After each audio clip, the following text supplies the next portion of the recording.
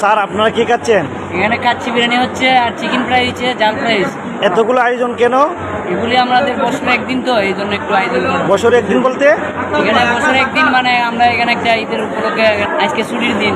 হ্যাঁ, ছুটির দিন উপলক্ষে আপনারা এই আয়োজনটা করছেন। দেখি আপনারা কি আয়োজনটা? এখানে আপনার ডিম আছে, এবং মোরগ আছে।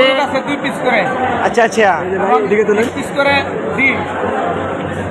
তাহলে আপনাদের আনন্দটা অনেক হচ্ছে। হ্যাঁ, আয়োজন করে তো আমাদের জসিম ভাই, জসিম ভাই। আকাশ ভাই, আর পাক করতে জসিম ভাইয়ের ওয়াইফ। আচ্ছা আচ্ছা, ওয়াও, তো অনেক সুন্দর। হ্যাঁ আর ওই যে আমরা পরবর্তী একটা সাথে এ ভাই, এই খাবারটা কেমন লাগছে ভাই? আলহামদুলিল্লাহ ভালো হয়েছে, খুব স্বাদ লাগছে। অনেক স্বাদ লাগছে না?